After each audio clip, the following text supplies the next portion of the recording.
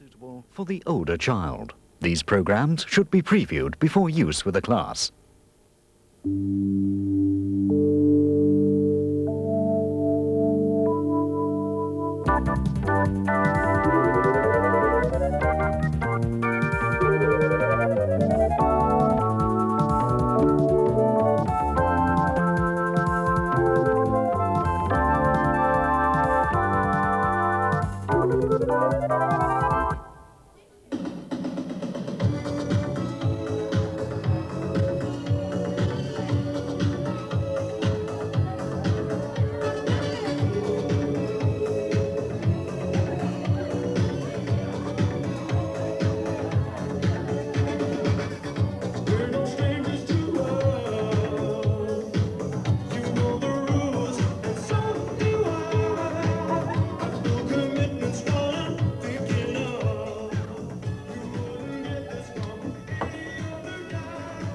Well, getting ready to go to a disco or go down into town with friends, it's a very serious business indeed, isn't it? You don't want to get spots and things like that, and you want to have your hair just nice.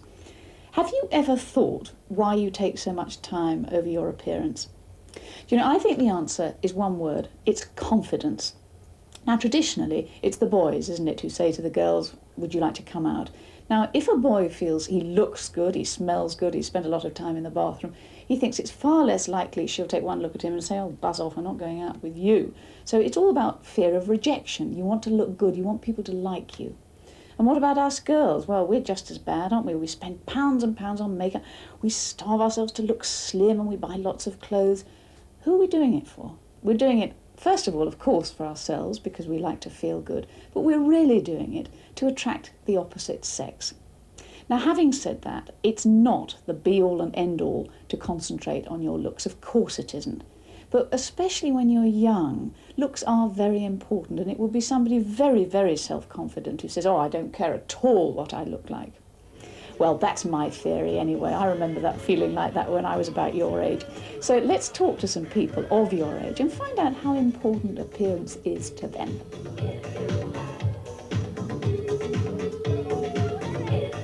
I like to look good. I like to look cool, and I like to flash, and I like to really splash out in clothes, and I look really cool.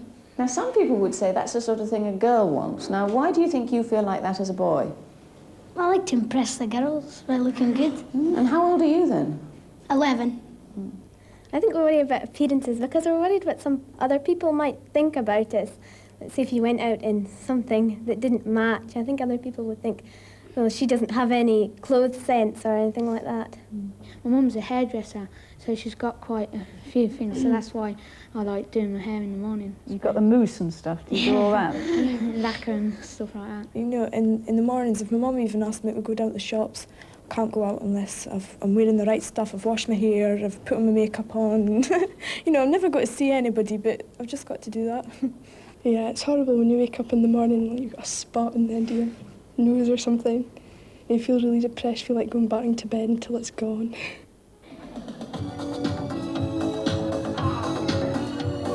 You might think boys and girls would dance with each other at a disco. But to dance with someone, well, you have to ask them first, don't you? And that takes a lot of courage, especially if you've just started going to discos. It's so much easier to dance with your friends, girls with girls, boys with boys. Most people find it hard to break the ice. And even the ones who seem full of confidence, well, they'll have something they feel anxious about too.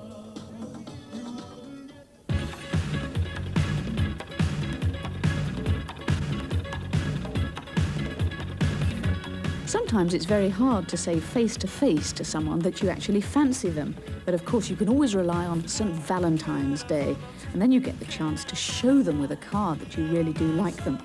Of course, other times of the year you can pass a note at school, or, well, a friend can give a message. There are always ways to get around these things.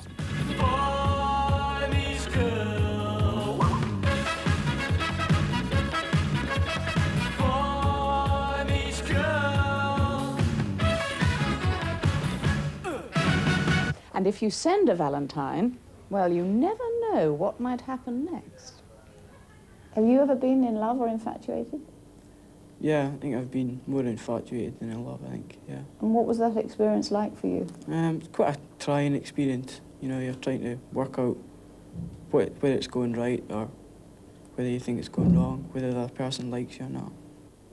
Mark, have you ever felt that you've fallen in love or been infatuated with someone? Once or twice.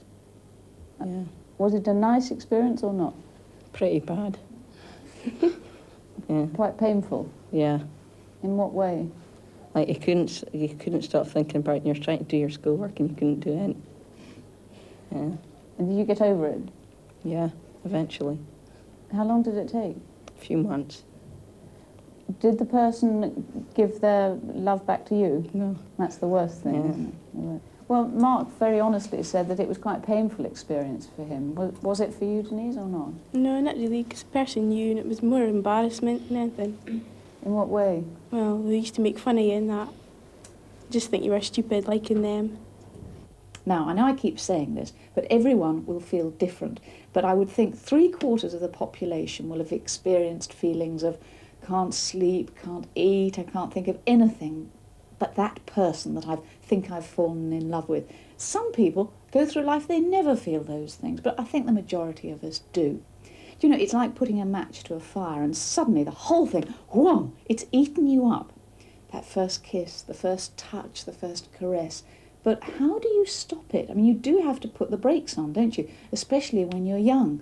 And let me just say one thing here. If ever anyone pressurises you, then that can't be love, can it? Because love isn't about pressure. So you take your own time. You do it in your own. You think about it very, very carefully. Now you may want to ask advice about falling in love. That's only natural. I think most people have done that. Be a little bit beware of friends, if I may say that, because there's a lot of bravado about falling in love. Oh, of course I've been kissed. Oh, yes, I've done this to a girl. Invariably, nobody's done anything at all. So it's probably better to go to an adult who's been through it all before. And there's always teachers at school and parents. Don't forget, you wouldn't be there if they hadn't been through it. So if you can talk to them, do try to. The great thing is if you want to ask questions, find someone you trust and they'll give you an honest answer. If you had any problems, who would you go to talk them over? My mum and dad. Do you trust them? If you had a problem, Barry, who would you go to? My mum. Why is that? Well, because my dad, he never listens to you. He's too busy reading the paper with his feet up and watching telly.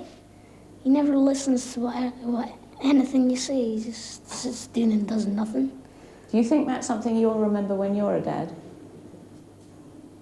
Yeah. Be a good listener? Yep. It's easier to talk to my sister than my mum, because she's the same age and she understands more. And it's just easier to speak to her than my mum, because it was different in those days. So they don't really understand the same. Teenage magazines often have a problem page that boys and girls can write into for advice. These magazines receive thousands of letters, and it just shows how much this advice is really needed and valued.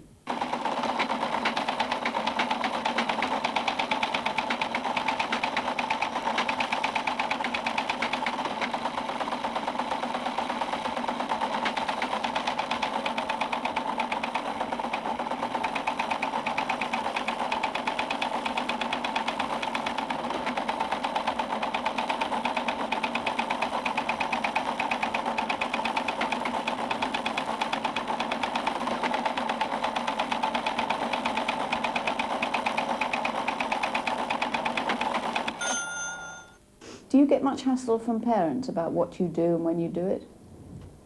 Well, they don't really like me going into town a lot, but they're not too strict.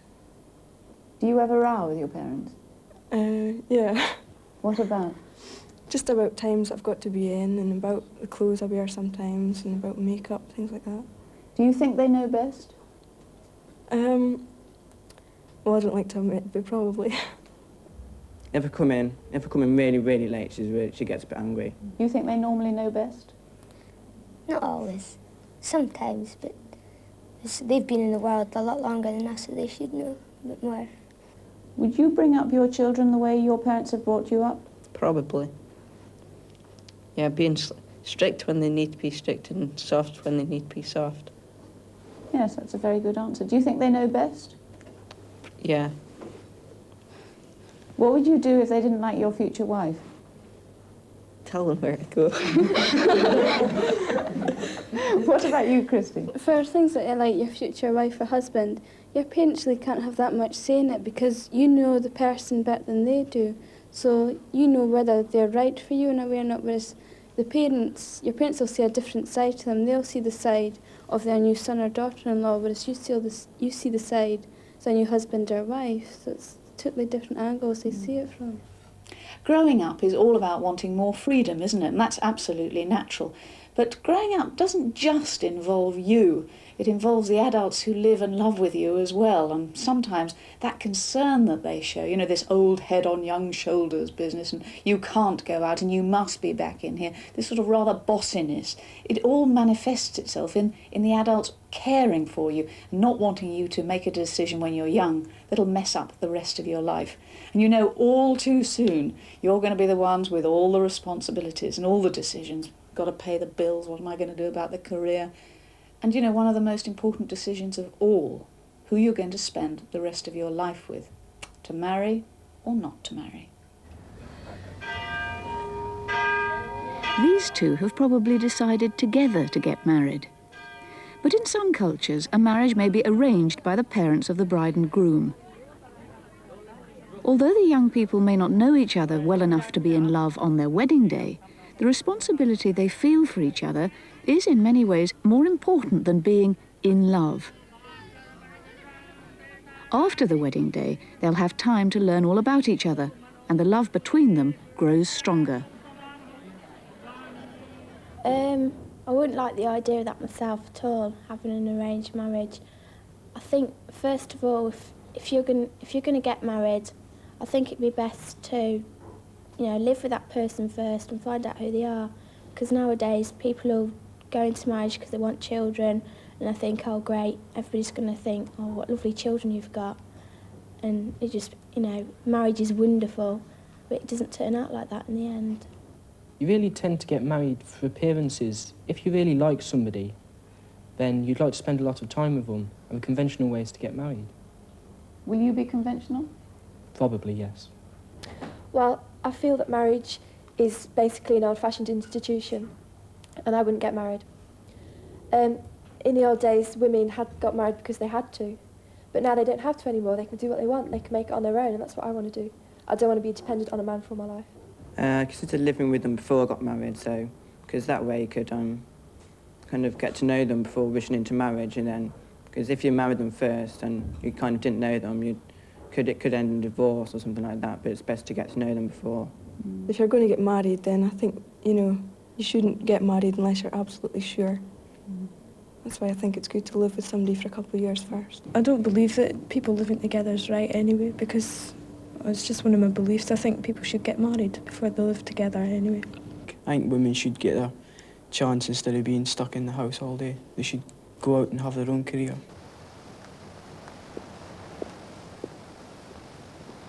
Do you remember those old-fashioned fairy stories? You know, the ones where the heroine and the hero wander off into the sunset and the narrator says, and they lived happily ever after, and everyone goes, oh, wasn't that nice? Well, marriage in real life, no, I'm not being cynical, but of course it's not as easy as that, is it? Everyone who's had a happy marriage will say you really have to work hard at it every single day. But they also say, if you can find the right person to spend your life with, it's a very nice way of spending your life. So, well, good hunting, eh? Eventually.